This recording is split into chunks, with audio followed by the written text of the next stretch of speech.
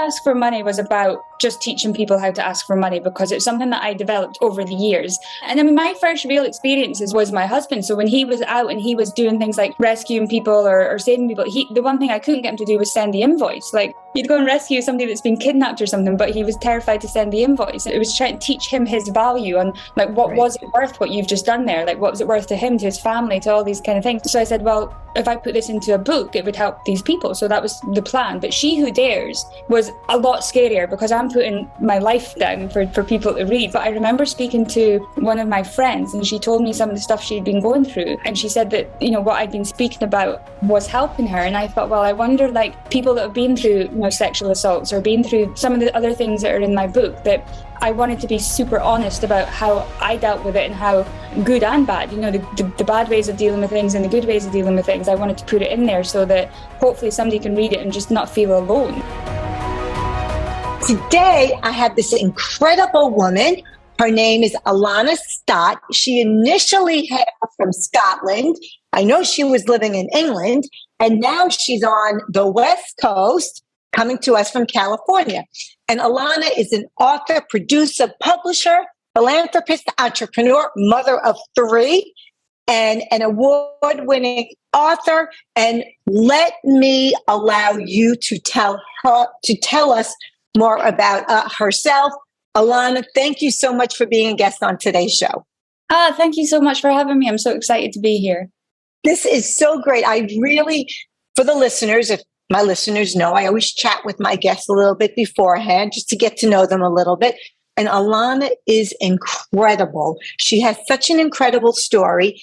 It's just a mom and everything that she's accomplished. She's moved across the pond, as we say, just 3 years ago. And it's really an incredible journey. So, Alana, what I'd like you to share with the listeners, if you don't mind, is why don't you share with us what you find to be the most rewarding as a female entrepreneur who is a mom? There's this saying, like, you can't have it all. I hear this, or you can have it all. Like, depending on who you're speaking to, you can't have it all. And I feel like nothing was majorly planned, other than business was always how I wanted to go. I was so focused on career and business and building up a little empire and all these things. So then when I met my husband, it was like, oh, you weren't really part of my plan, but you can come and join. That's cool. And then when the kids came along, it was very similar. Like, you're not part of this, but let's just join in the plan. And I remember when I was pregnant with Molly, my husband was in the special forces and he was injured. And I remember 2 of our friends who were, I think they had 3 kids. They were in the special forces as well. She didn't work. And she was like, Alana, your life is about to change 100%. You'll need to stop everything you're doing. You're not going to be able to do the things you're doing. You're about to have children. And I was like, excuse me, Alana, is this somebody from Scotland? Is this from England? From England. She's from England. Okay. Yeah. Because I can't imagine, honestly, an American mother saying that. But go ahead. No. She'd given up her career to have her kids for her. And a lot, like, as a military spouse, you kind of do have to give up a lot of stuff as you're moving around. So she'd done this. She'd given everything up. And I was like, I can't see myself ever doing this. So when Molly was born, it was like, get onto a plane as soon as possible. Business will keep going. We'll do all the things. And yeah, of course, you've got to adapt and adjust. But I just kept doing it. I just kept doing everything that I was doing. I just had this little person with me. And then I had 2 little people. And then I never really conformed to that, well, everything's going to change. Everything just fit into what we were doing. And yeah, there was adjustments and there was movements, but I felt like it just, because as a mother, you just get stronger. So I thought, well, we'll just add this into the fold. So I love the fact that I've still managed to keep doing all the things that I want to do, and the kids just come along with me, and I can see that energy in the kids now. I can see, like, my 12-year-old daughter, she's already got that spirit of, she doesn't get any money, she doesn't get allowances or pocket money, so she wants something she's got to earn, just like I did. So that's probably my favorite thing about my life, is that everything that people said I couldn't do or would be difficult to do, it's just happened. It's still going on. I love that. Well, it didn't just happen, actually. It was your mindset, right? And your daughter has now internalized that mindset, which is a great gift, right? Children don't listen to what we say, they listen to what we do, right? That's what influences them. And it's so interesting that you're bringing that up, because as a working mom for my whole career, I would go to events with my husband, and people would know, his business events, and people would know we had 4 children. And the conversation would always be towards me, something like, well, you don't work, right? Like, but for the record, raising 4 kids is working, whether you work for money or not. Sure, yeah. And it was just mind shattering that I would still be working. But it's interesting what you're saying, because I just had this conversation with somebody I was just coaching this morning, and I had read something that in Europe, the European moms, now granted, they have an entire system different than in the States. Like in the States, you have a kid, you're on your own. Either you have family that helps support you, or you are paying for some kid's college tuition because you're doling out the dough, which I've done plenty of times. It's a little absurd. There's got to be a better way, although I don't think we need, honestly, I don't want to pay for a year maternity leave for anybody. That's a different conversation. But the woman was saying she went back and forth from Europe and the States, and she said American mothers are so stressed as opposed to European mothers. And now I'm just sharing with you what this person was saying. And she said she thinks it's because in Europe you have a baby, and she was talking about the mainland Europe. I think it was Italy. She said, and your life continues. You go out to dinner, you bring the baby with you. You go out social, you bring the baby with you. And in the States, we're so child centric. It's like watching a pot boil, and we're so obsessed. Like this young mom I was just talking to is so obsessed with how much the baby is sleeping, and is the baby eating enough? And I'm like, the baby's 6 weeks old. It's fine, but you don't know that in the States. And now you have, so I think it's interesting what you're saying. I think a little bit's regional, but women do tend to feel that we're limited. I know for myself, if I didn't have my husband, it might have been much harder to do it all, because you're right, we can do it all. It's just define all. Yeah. Right? It's for us to define all. And I think that, I think different cultures have got different ways of raising babies, but there is differences in the people. For me, my husband was away so much of the time. He was like either in the forces or he was in private security afterwards. And, I have family or friends that had a specific way of raising kids that was about routine, it was about timings, it was about feed, exactly like that. My babies ate when they were hungry, they slept when they were tired. I had zero routine, because a lot of what our security company was worldwide. So I could be in Singapore, I could be in Australia, I could be in... So if I tried to get my kid into a sleep pattern, it would be ruined in like a minute, because we've crossed time zones. So right. And they still have that, but my kids slept in the bed with me when we would travel. They've probably done everything backwards as to what the book would say, but they're super independent now. And by the way, there's so many books. Who the heck knows what the book is? I know, yeah, exactly. Right? But we were in a restaurant the other day, and we had one of my daughter's friends with it. And when we came to the ordering of the food, my kids order their own food. They ask for the check. They do all these things.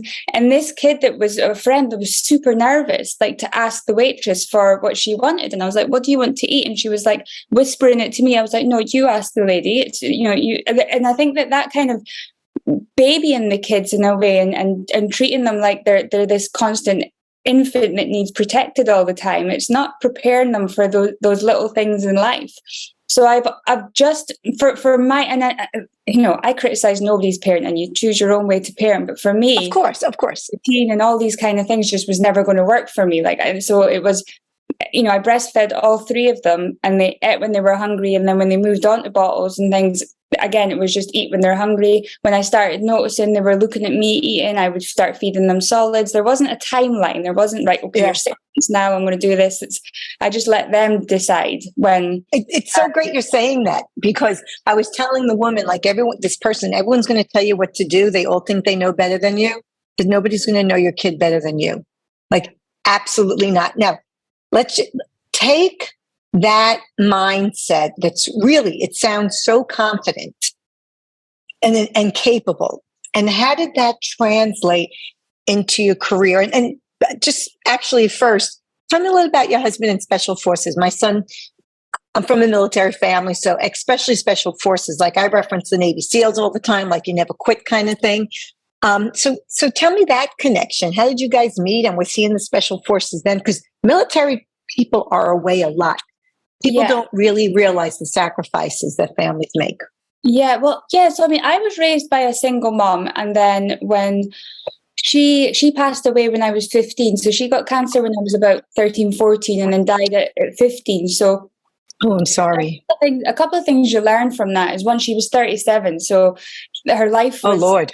She didn't get, and she left 3 kids behind. So, first of all, I seen that like loss of life at a young age. So I always lived my life to the full.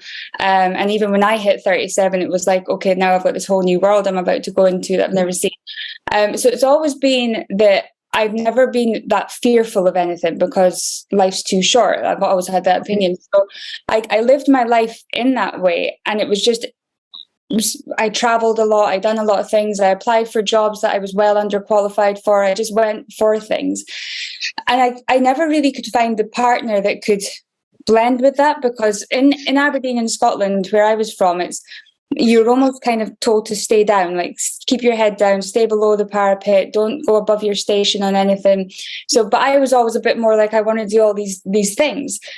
So to meet a partner who had that mindset was never really that easy for me. So Dean, he happened to be, I'd come back to Aberdeen. I'd been traveling a lot, come back to Aberdeen, and there was a course running for special forces on underwater demolitions or something like that. He'll correct me on what the course was, but was he a rescue diver?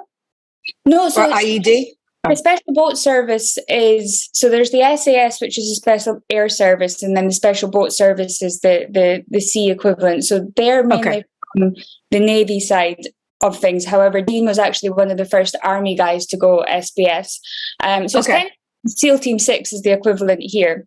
And so he was doing this training. We bumped into each other in a bar. It was that kind of moment. And we found out later on that there was 3 times in our life we almost met. Once in Vegas, once in San Diego. We'd almost met before, but we so interesting. Yeah, and it was quickly like we could see this connection. But I lived in Aberdeen, which is the top of the UK. He lived in Poole, which is the bottom of the UK. So it was kind of one of those long distance things. Probably never going to see each other again. It's just been this week-long adventure. But he was so one night at the bar went to a week, though. Yeah. Okay, I just want to clarify that. Okay. I was a bank manager. So in the UK, we have bank holiday Mondays about 8 times a year. So it's a day that the banks are closed. So anybody who works in a bank goes out on that Sunday night. So we were out, we met him and his friends were all out. And it just, I think we had a game of pool, and I think that made him fall in love with me. I think because I was a bit of a pool shark. So we were playing that, and then we just every single night we met, and just it was just a real instant thing. But I was quite, as I say, cold, and as he would call me, the ice queen. I was really closed off to anything, but he really didn't give up. He just kept, and then he came up and seen me. But he was on, so there was a pager at the time, and he had to be within 8 hours of pager. Yeah. So he was on this black watch, as he would call it, on the pager, and so he was not meant to leave his area or be within like 3 hours of his area at any point. So he came and visited, and then we started just traveling back and forth. So one weekend I would drive all the way down to where he was. He would come and see me. And then we would sometimes meet in the middle if he was on courses. But it was, I think, about 8 months into the relationship of this back and forth, we got engaged very, very quickly. He was due to go to Afghanistan, so he proposed just before he was going away. What year was that? That was 2009. Oh, so he's ugly over there then. Yeah. He was really going probably twice a year. He was in the special forces, so it was all kind of high profile stuff that he was doing. I think he actually got taken away to Somalia for a little bit. That was a kind of secret one. That can even get worse. That's worse, right? Yeah, that one was really interesting because he told me he was going, but obviously couldn't tell me what he was doing or where he was going. But I'm like a super sleuth, and I was like Googling everything that was going on in the world, and I was kind of working out what it was that he was doing. And then it was only about 8 months after that he was on about to go into Afghan. He was in Oman, and he came out of a plane, and he jumped out, and his parachute got caught as he jumped out, and then his leg got caught in the line, and his leg basically got ripped apart. And he had to kind of land, and that was really the end of his career. Like, he couldn't walk again, and there was all. So that was almost like an. Is he still not? Is he crippled? No. So he's now been, his leg. He's still not able to run or anything. This was 12 years ago, 13 years ago. But he actually has gone on to break 2 world records cycling. He found cycling was good for his legs. So that's a whole other story then. But from the injury, we'd gone from this like super powerful mindset. Macho. Wanted to do to like he couldn't even walk. So the mindset, his mental health took a huge hit. The tour that he then missed, one of his friends died on, so it really like took a real hit for him. So we went from this like really like positive feeling to like, now I've got to step up now I've got to be there for him. So that really changed the trajectory of my life at that point. It was, now we've got to be here and keep this guy who's normally so driven and so positive. I need to get him back to that. So that really turned into my next mission, to get him into the right mindset. So, and that's really where I got him into biking and then breaking world records. And that really was the next step for him there. Great. And where are you with your career at this point? So I was a bank manager. I'd done property developing. So I had a number of properties of my own. I had this bank. And I was just about to step into another career in close protection, bodyguarding. That was what we were looking to be doing. Dean had, I told Dean this was something I'd always been interested in. He was really great at bringing me into it. And it was mainly because of the work I was doing in human trafficking. I wanted to be able to help, because I knew people who were going into these danger zones, but they couldn't get protection because traffickers were going. Wait! You just threw in human trafficking. You didn't mention that before. So as we're having this interview, there's that movie out, Song of Freedom, about child sex trafficking. Is it that, or is it human? What's the story here? You're saying banking. I'm thinking banking here. And I know you've written a book, How to Ask for Money. I wasn't thinking of human trafficking at all. Okay, so after my mom, can't just slip that in. Yeah. After my mom passed away, I'd done a lot of traveling. And when I was 15, when you're in that situation where you're kind of vulnerable to the elements, when your mom's died, you're 15, you've got a lot of stuff going on. So there was a lot of bad people around that would take advantage of people like that. Where were you living? Who was taking care of you? At least I moved to England. My younger brother's father got custody of him after my mum died, and he'd never really been around at this time. But he then, obviously, when mum died, he came back. I was 15. I couldn't really argue custody, so he got custody and moved down to England. I followed him because I'd really raised my little brother, and I couldn't live without him. So I got a job in a hotel down in England, just cleaning rooms and things like that. So I'm now living there closer to where Adam is. And it was when I was about 17 that 2 guys decided to take advantage and rape me.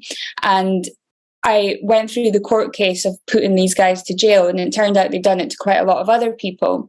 And this was really when I experienced the court system of England for That's another trauma on top of being raped, right?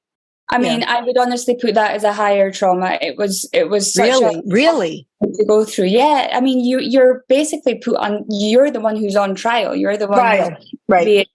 Given all these things. So I kind of learned a lot from that, and I really wanted to help other people that were going to go through it. And that's really how I got into that field. And then I found out about human trafficking and all that goes on around grooming and human trafficking. I had a great friend, a French lady she would go into countries to rescue trafficking victims. Specifically, she concentrated on under 5-year-olds. That was her area, which was a really place to be. But this one time she'd gone to Haiti when the Haiti disaster had happened, and she was trying to rescue these kids. And the traffickers put a price on her head, like they wanted to take her out to stop what she was doing. So she'd asked me if I knew people that could provide protection, but I couldn't get anybody to do it for free. Nobody would go in and help this lady, and it was so expensive. So I said to Dean at the time, I was like, I want to be able to help. How do I help? And he said, well, train to do it yourself. So I went on a 4-week residential course with an SAS guy who taught me how to be a bodyguard pretty much. And I learned all those things. So that's really how I got into that angle of it. And then I've worked from education. Did you go into Haiti and help her? No, so she'd already done it at this point. She'd already gone in. Oh, okay. I'm not sure if that ask ever happened again, I would be ready that I'd do it. But as I was learning all these things, I was learning that, first of all, I was good at running operations. So when Arab Spring happened, this was the uprising in Libya and kind of North Africa. We ended up getting pulled into that area. So, but I was... Now, when you say me, you mean the business? The business, yeah. So Dean now is working in the business full time.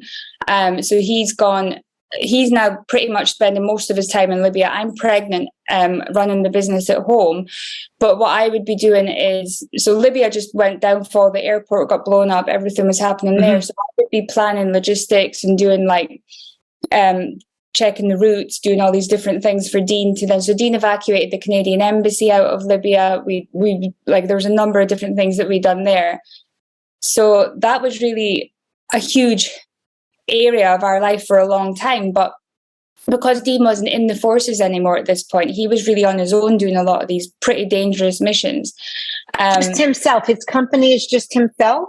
Yeah. So, I mean, occasionally we would have subcontractors or whatever, and a lot of locals. We had a lot of local support. Any place that we go, we get local support instantly, because we always feel that that's the best way to go. Local knowledge is the best thing you can get. Sure. So, excuse me, I have to ask a question. What about the language barrier? How was that bridged? Most of these countries speak English. I must say they do. Okay. Yeah, and most of the fixers and people that we work with all learn some pretty good English. You'll normally have at least one person who does speak English, so you can. Okay, just curious. Like, yeah, he does like a little bit of Arabic. Like he likes to think he knows more than Arabic or Farsi. Arabic. So Arabic. I think he's. I don't know how his Farsi is. I didn't do anything in that side. I was more the Africa side: Yemen, Somalia, Libya. That was more the areas that we really the hotbeds, all the hotbeds. Yeah, but Dean, I mean, he's still got friends there. Like the reason that he was able to do the Libyan evacuations was because he had local people. He got the Canadian embassy from Tripoli to Tunisia without even using a weapon. He just done it through the help of the local people who got him into safe houses, and like he done really like Dean's a super personable person. He can get on with that's exactly what I was thinking. This guy must be able to charm you to no end. And it doesn't matter, he's good friends with Prince Harry, and he's good friends with the homeless guy down the street. He'll sit and chat. It doesn't matter who you are from, like he'll just get on with anybody. So that's a really good skill of Dean. And just for the record, for the audience, Prince Harry could be pretty controversial. People either love him or not. Just so you know, up here in the States. I mean, we've known Harry. I've known Harry for 15 plus years. Really? To them for a really long time. And things change. People get partners. People adapt. Did you go to the wedding? Did you go to the wedding? Yeah. We were both at the wedding. I always say, don't the Brits know it never works out well when you let an American in the royal family? Like, have you not learned? Oh, bless! It was a beautiful wedding. I must admit, but Dean broke so he cycled from Argentina to Alaska, and he broke 2 world records. And he crossed the finish line on the 11th of May, and they got married on the 19th of May. So we had to get back to the UK for the wedding super fast. So we were still pretty exhausted. Dean had cycled 100 days, so he was done. Oh, wow. Funny, because when he got back, he broke 2 world records. He cycled 14,000 miles, and all anybody asked him was, how was the wedding? How's the wedding? He's like, I just... Oh, Lord. Well, people, and certainly where you are, but people tend to be starstruck But I mean, I don't know Prince Harry at all, but knowing some formidable people, they're always just people. 100%. They're just like us. They might have more money, they might have more celebrity, but when you kick back and the doors are closed and the tie is off and the beer's cracked, they are just people like you and I. Yeah, you know, 100%. They're just, you know, and he's obviously had like a different type of life, but he's still just, you know, and it's really funny because people will compare things. And I'm like, do you not think Harry would do anything to switch lives with somebody like Dean, or just be able to just have a beer? He would, you said? Yeah. 1,000%. Yeah. It's always, I actually think about that, about time, but people that have real celebrity, like a Tom Brady, they really cannot have a normal life. They can't just take their kids to the movies. They can't just go out to dinner and have a meal. And they can't get angry at somebody and yell at them because, you know, someone's got a picture of you yelling at the bellhop. Well, maybe the bellhop was a jerk. I mean, you shouldn't, you know what I mean? Yeah, I remember after the wedding, we came out and we were getting into, I just got a cab, you know, and I didn't realize that all like the photographers and things were outside. And when I was trying to get in the cab, one of the photographers kind of knocked my hat off, and it was, but I could not live like that. I couldn't live like that on a permanent basis, just having that kind of, no, like we're quite private people. So it was, but anyway, so he, it was your husband's quite personable. Yeah. Yeah. He can get on with absolutely anybody. So that was the main thing. But where was I actually going with that? You were talking about him evacuating the Canadians out of Libya. And you said he did it without weapons. And I said, oh, he must be quite charming. And then you said how he's friends with Prince Harry. He's friends with the homeless person. So you're talking about that skill set that he has. Yeah, and it works quite well. But I mean, I'm more. I guess if we were to do extrovert and introvert, I would be the introvert for sure. He's the one who's more out there. But it really does work quite well with us because we've both got this. I'll kind of sit back and look and watch and listen, and he'll be chatting away to people. So the good part. You'll notice what he can't see because he's too busy talking. Yeah. But that builds the relationship. It's great. And you know, it's funny because he's such a trusting person because he's been in the military and his dad was in the military and his grandfather was in the military. You know, for them, the buddies that they work with, the people they work with, it's about their life. You know, so if you can't trust that person, you're trusting them with their life. So when he came out into civilian world and was dealing with corporates and normal people, that maybe when they said they'll call you at 5 o'clock and they don't call at 5 o'clock, Dean's like, why have they not called like that? And I was like, well, it's kind of normal in the real world. Like people don't always do what they say they're going to do, but that still blows his mind. And so he was always really trusting. But I would see people who would be, wanting to take advantage of his skill sets or what he can do or what he can offer. And so I'm always the one who's kind of and still now people try and do it. So you're the gatekeeper. You're the gatekeeper. 100%. Yeah. I'll wear that badge with pride. I really will. Like it'll stay. Now help me understand. Are the two of you in business together?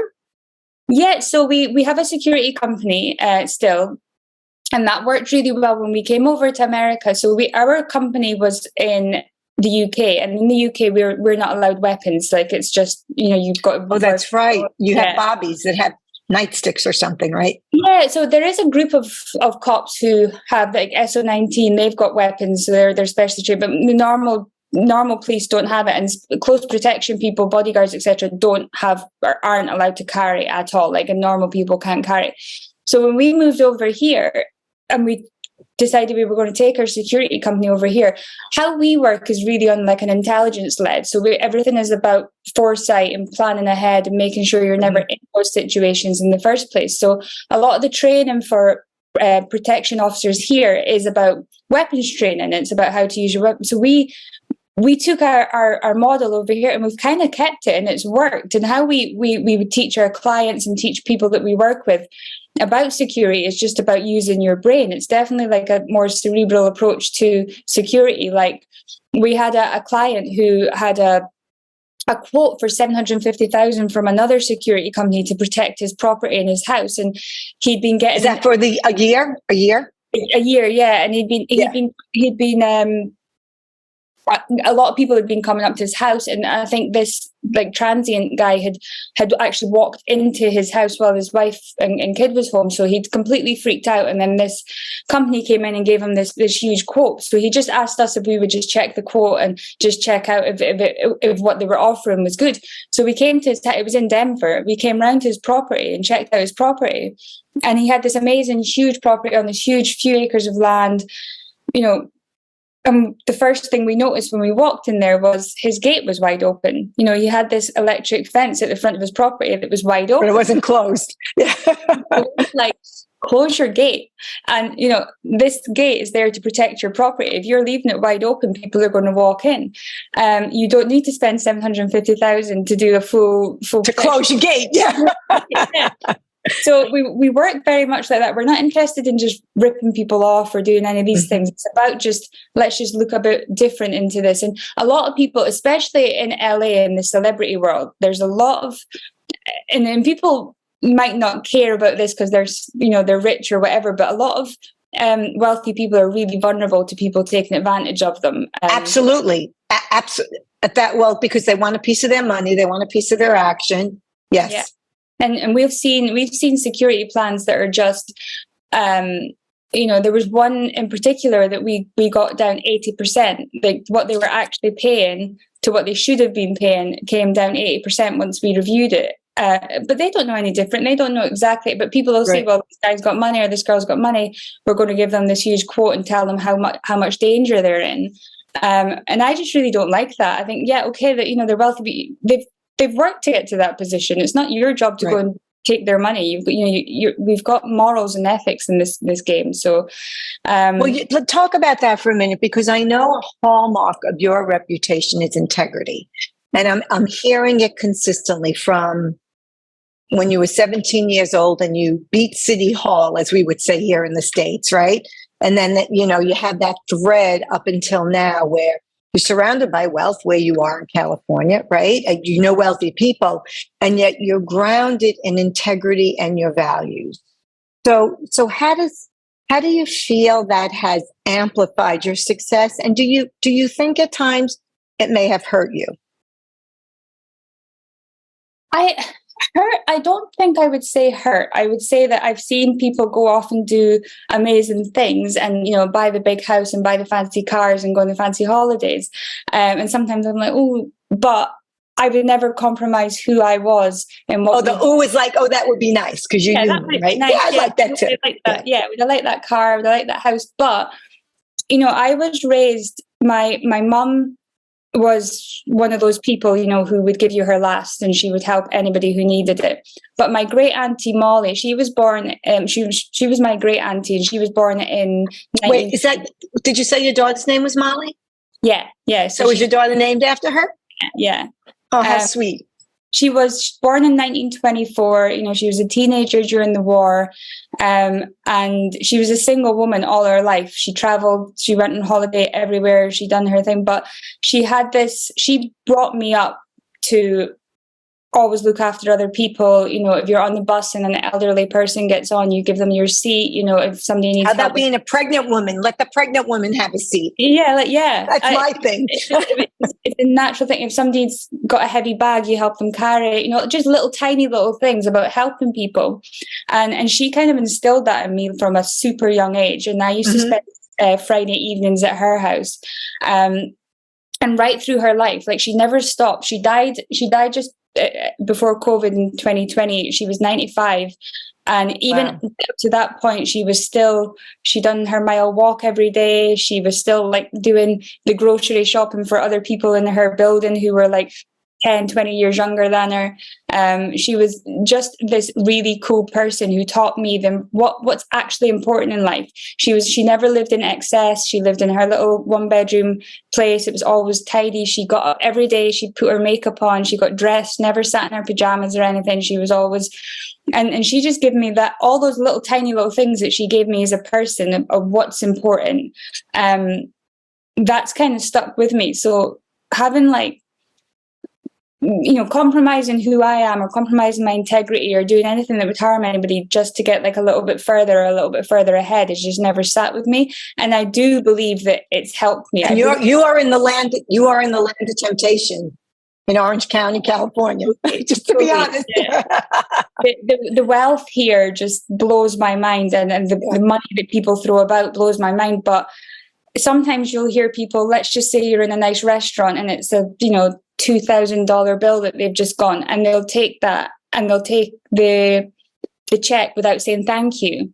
And I think, well, it doesn't matter how much wealth you've got, if you can't use please and thank you, you've not got anything to me. Like, you've not got like these types of things are stuff that character.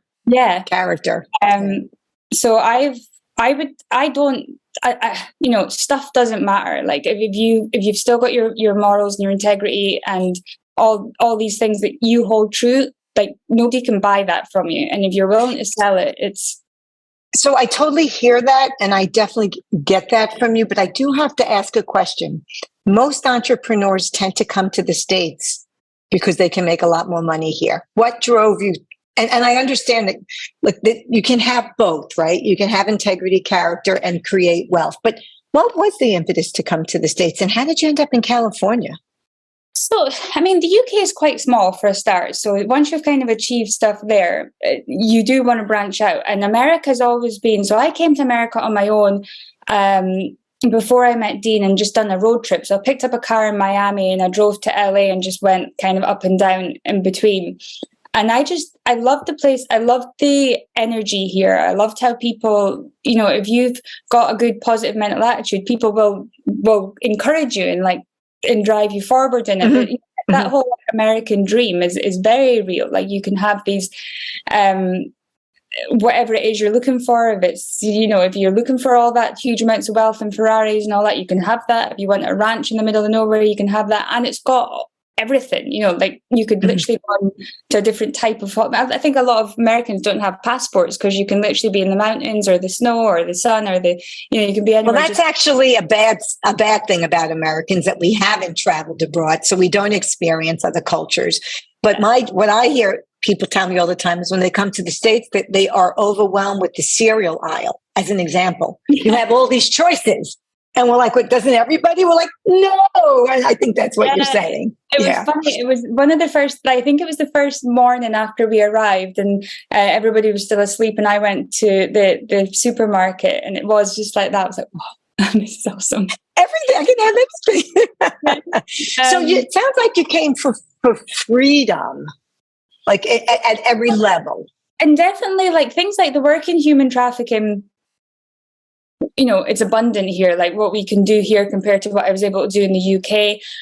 The security work, for sure, like what we could there was so much of living here that we knew we wanted. I know Dean loved the place. Like, Dean spent a lot of time in here with the American forces. So he loved the area. He loves the food. That's definitely one of his big favorite things. So there was so much pulls here. We didn't actually know that California would be where we would come, and we don't know if that's where we'll actually stay. But it was the choice that we made. I think Harry had moved over here. He said it was lovely, so we'll come here first anyway. But with the work that we do speaking, we do all these various things. So we're here, there, and everywhere all the time. Right, anyway. Right. What are your hopes for growing your brand? So, She Who Dares is my latest book, and that's probably so How to Ask for Money was about just teaching people how to ask for money, because it's something that I developed over the years, and I didn't realize that people were scared of asking for money, and I thought if I could, especially women, because my first book was Money Can Buy You Happiness. My second book, Secrets Women Need to Know to Get Paid What They're Worth. It blows my mind that women do not know, but it isn't just women; it's people in general. Yeah, and I mean, my first real experiences was my husband. So when he was out and he was doing things like rescuing people or saving people, the one thing I couldn't get him to do was send the invoice. Like, you know, you'd go and rescue somebody that's been kidnapped or something, but he was terrified to send the invoice, and he couldn't compute, like, that his skills were worth something. So it was trying to teach him his value and like what was it worth, what you've just done there, like what was it worth to him, to his family, to all these kind of things. So there was part of that. There was part of speaking to non-profits struggling to get what they needed to do the next thing they needed to do, and then they would tell me how they were doing it, and I would be like, right, okay, so I have this formula. So I said, well, if I put this into a book, it would help these people. So that was the plan. But She Who Dares was a lot scarier because I'm putting my life down for people to read. So that was like a lot more like, do I do this? But I remember speaking to one of my friends, and she told me some of the stuff she'd been going through, and I didn't realize a lot of it. And she said that, you know, what I'd been speaking about was helping her. And I thought, well, I wonder, like, people that have been through, you know, sexual assaults or been through some of the other things that are in my book, that I wanted to be super honest about how I dealt with it, and how good and bad, you know, the bad ways of dealing with things and the good ways of dealing with things. I wanted to put it in there so that hopefully somebody can read it and just not feel alone. That was the main thing. And when I started writing, I just really couldn't stop. So I wrote the kids' books, and I wrote like various other things that I've not taken to life yet. But I just writing's almost like a little passion for cathartic. Yeah, it just gives me so that. share with us. I want people to absolutely get the book, and therefore I would like you to share with us a mistake that you made and what you learned from it that you didn't put in the book. Yeah.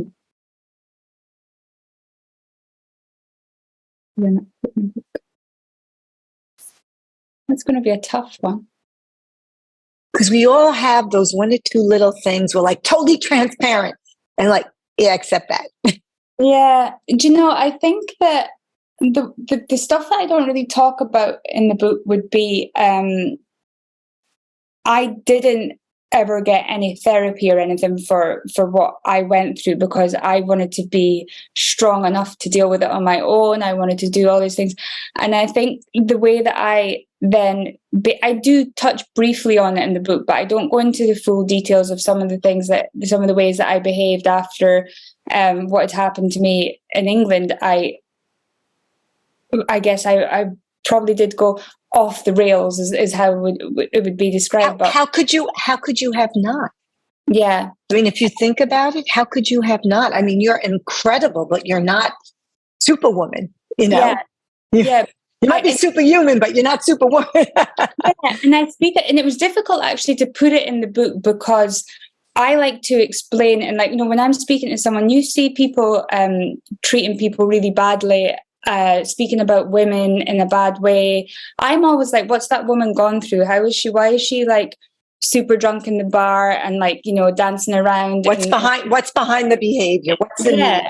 Yeah. And I often think about that, and I think that if more women knew that there isn't like a one-stop shop, the thing, like, for example, with human trafficking, people want that, like The Sound of Freedom, they want that victim, they want somebody to go in and rescue them and then sweep them up in their arms, and you know, this woman or child is super grateful for being rescued. That's not how it works in the real world. You know, women that have been abused are hardened, and they're tough, and they sometimes don't want to be rescued. They're done.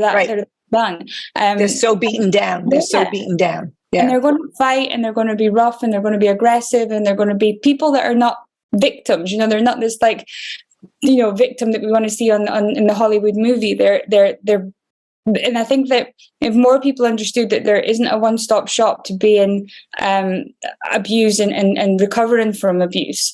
So I didn't want to write fully in the book about that, because I feel like it's something I want to talk about and go through all these different, like, you know, people might go completely into a shell. People might become super promiscuous. People might never want to look at another man again, and maybe change their sexuality a bit that way. Like there's lots of different ways. And if you're dealing with abuse in a way that you think nobody else is, somebody else is doing exactly the same thing as you, Right. and thinking that they're not, thinking that they're alone. So I wanted to kind of touch on it in the book, but be able to speak about it more when I do speak about it. Yeah, that is great. And you're right. People don't want to feel that they're alone. And so much of a connection is, oh, you too? Oh, it's not just me. And it in a way, I don't know what the right word is, but it's cathartic, because it's like, oh, it wasn't just me. Then maybe it wasn't something that I'm doing. Yeah. If somebody else is experiencing. And I know for, like you use the word therapy, but with a lot of the human behavior coaching that I do, executive coaching, I work with entrepreneurs, there's always that negative critic that comes from something, right? In our background, in our childhood. And unless that's addressed, because our brain doesn't know the difference between truth and what we tell it, that will never be overcome. So if somebody is in human trafficking, I would imagine, and this is what you deserve, this is all you are, you can't function without me, say, doesn't take long for you to feel that way. So I can't imagine trying to rescue someone that you're putting your life at stake for, that now doesn't want to be rescued, but putting you in danger. It must have been incredible. I see it I work with veteran communities. I work with and I think sometimes I've heard people, there was a girl who was trafficked to, somebody else had been working with this girl. She was free now, and she was out there on the, kind of helping other people. And somebody told me, oh, well, she's a liar. She's I've come across these things. I was like, well, yeah, she probably does do, but you've got to remember that she was trafficked at 12 years old, and she's been taught how to lie. She's been taught how to behave this way. Since then, all this behavioral has been going on for the last 10, 15 years, that she's been conditioned to behave in a certain way and lie in a certain way and protect herself, do absolutely anything they can to not be hurt on that specific day, or go through these things. And very similar to the veteran community, they're sent to war and they're doing all these things, and then the minute they're out, it's like, now behave yourself, don't get into a bar fight. Don't be so aggressive. Yeah, don't be so aggressive. Why are you so angry? Yeah. Well, we're conditioned to be like, now we want you to go be a killer. Now we want you to behave yourself, but with no kind of training in between. No transition. Yeah. Mm-hmm. Yeah. Great. Okay. So, what else do you want to talk about that I haven't asked you? I want to get on a plane and go have a drink with you. I swear. I could talk to you all day. Yeah, well, we'll definitely have to do that sometimes. I'm a bit of a lover of wine as well. But yes, going forward, that's really what I'm doing. The books are going to be a big thing. I'm doing a lot of work at the minute, actually, within the online protection on child online protection. So that's it's something I used to do in the UK a lot of, and I don't really see. We talk about it here, but there isn't really courses or things that different people can go and do. So I used to teach courses in the UK for 4 to 6-year-olds, for 7 to 10-year-olds, for teenagers, for parents, for carers. Like a cybersecurity or human trafficking? Cybersecurity. So cybersecurity is definitely not my field. I have partners that I work with in that, but that's not my thing. It's more just how to be safe online, because we talk a lot about keeping kids offline and things, but kids are online. Kids are going, and they're going to find a way. If you ban them from the internet, absolutely, they'll find a way onto it. Right. So right. Teaching them, I spend a lot of time with my daughter, talking about people that might approach you online, just you used to do with kids before social media and everything else. It was right when you go to the park, if there's a guy there that looks a bit strange, or is that keeping an eye out for these types of things. If somebody offers you to go in their car, all these things we used to teach kids, but now it's happening online, and 83% of grooming of girls is happening online. So if we can teach them how is it just for girls 80%, or boys? What's the percentage for boys? So grooming does happen but a lot of the things that happen to boys are sextortion, and so send us a picture, send us or do this these kind of things. So there's a lot of that type of thing going on. My focus generally is on women and girls, which boys are victims as well, 100%. I'm not even taken from that, but that's kind of where it's just different. Yeah. So I feel like if we can teach them how to be safe, teach them what to look for when they're online, like what to spot the signs for, and 100% if they do get approached, which they probably will, someone probably will message them on one of the sites that they're on, one of the platforms that they're on. How do you deal with that? How do you then, how do you teach them to deal with it? Then how do you deal with it if they come to you? Because it's a very difficult moment. That very moment when your kid comes and says, "This guy's just messaged me," like how you deal with that moment will dictate how it goes. What do you say? What is that first contact that's inappropriate, or what we used to tell kids, that feeling, right? Like, if you can get your kid to come to you as soon as someone messages, that's amazing. Half the battle. Yeah. But if they reply, don't get angry with them. If they've made that mistake and they've replied and they've engaged in a conversation, don't shout and get angry. Just, this is your moment. You've got to be calm. And it's just thank you so much for bringing this to me. Let's have a look at it. And then, have that conversation with them, but then you deal with it. You get this person blocked, report them. If you're able to report them to the police, do these things, get that done. But you deal with that adult side of it. For her, for him, you need to just be like, well done for coming to me. Keep it nice and calm so that the next time it happens, because with my husband, for example, I remember like when Molly had been messaged and he was like, ready to blow because he was angry at the guy. What, are you crazy? Yeah. He replied and what the hell? And I was just like, I remember grabbing Dean and just being like, calm, do not say a word. I'll deal with it. And he was like, the anger wasn't towards her, it was towards him. And I was like, yeah, but all situation is anger. And if she sees that the next time it happens, is she going to come to you? You want to make sure that every time somebody messages, she comes to you or he comes to you. So it's the calm, that split second where you want to be like, what the hell have you done? Like, what have you done? Just be calm and be like, okay, thank you so much for coming to me. Let's look at it. And then, Molly comes to me now. She had a friend the other day who had their location services turned on in Snapchat. So that means that, and it was a public Snapchat account. So anybody who looked at her account could know exactly where she was at that moment. Mm-hmm. And she said, Mom, my friend's got her. How do I speak to her about it? What do I do? And that was such a proud moment for me because I was like, I knew now she's watching out for her friends and she's asking me how she then deals with that. So for me, I was like, yeah, like we're winning here. We're winning. What did you tell her? So I was like, yeah, great. You've spotted it. This is fantastic. So now, because if I spoke to her, her parents spoke to her, it's not as influential. If Molly can then speak to her. So Molly then met with her and just explained what location services meant, what it meant for people being able to see it, how it could work. And then the girl got it. She got it from Molly because a 12-year-old telling another 12-year-old. It was a peer. It's easy. Yeah. So her location services are off. And sometimes they just don't know. They don't realize that these things are switched on because a lot of the settings on these apps turn it on automatically. Yeah. Which is, it really is crazy because then you've got this young girl who's posting kind of like selfies, who's got a public account, who's got their location service. My parents are away. Yeah, exactly. Yeah. I'm at this party. This is awesome. It's just like we're just giving them all this information. And it's like, you can still have fun on the internet, but let's protect ourselves. Have some guardrails. Okay. So I want to respect your time. I just have a couple more questions for you. What's the last book you reread and why? The last book I reread was mine when I was editing it, but what was the last? Except for yours, yeah. And why? I reread I read a lot of nonfiction first off. So The Time Cleanse is one of my favorite books. It's by Alistair Griffin, I think the name is, and sorry, Stephen Griffin. But it's a book called The Time Cleanse, and it's about how we're always saying we don't have enough time, and it's our greatest commodity.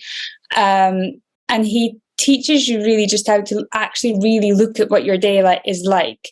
Look at how many hours you're spending on, scrolling social media. Look at how many hours you're watching TV.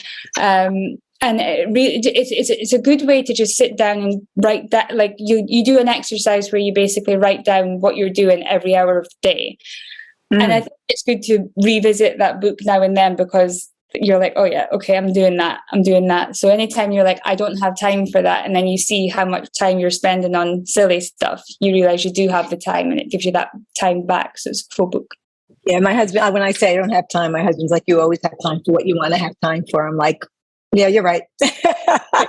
It's true, we do make time. And I think I looked at my assistant when she was telling me she didn't have time to work out and things. I said, give me your phone. And I said, let me check your screen time. 13 hours screen time on her phone. I was like, you've got time. Yeah. Has she taken you up? Has she done it? Yes, she has. She knows she doesn't use that excuse anymore. Good. All right. And then my last question is, what's the one song you can't live without? Oh, what one gets played? Wow, that's a good question. That's a very good question. Straight away I'm into Bon Jovi. Bon Jovi's pretty much part of my life on a daily basis. So I'll Be There For You. That probably gets played quite a lot. Well, that is how you live your life. Yeah. You are there for everybody. Actually, my next one will be No Easy Way Out is one from Rocky IV. That is on my probably daily playlist. And that's the one that I'll listen to when I'm feeling that I can't do something. That'll give me that motivation. Great. That's great. That definitely speaks to who you are, both of them. That's great. Okay. Unabashedly promote yourself. Tell everybody where they can get your book, where you want them to go. Totally go for it. Full on PR. I am. So alanastott.com is my website, and everything is pretty much available then. But Instagram, Facebook, Twitter, they're all Alana Stott. Luckily, I've got that one. Amazon's a bit funny. So when you're searching for my books, you can search Alana Stott, you can search How to Ask for Money, She Who Dares, but sometimes it doesn't always show up. But Alana Stott's a good one to get it up there. And then Barnes and Nobles and the various other ones. But Alana Stott on Google pretty much brings everything up, my speaking pages, everything there. So luckily I've got a name that's not too many people have got, so it's cool. Great. Well, thank you so much. This was such an incredible conversation. I think the work that you're doing is so, it's some tough work, but it's also quite heartwarming that somebody is so passionate about this with such integrity and such smart. So thank you just for being you. Oh, thank you so much for having me. It's been a really nice chat.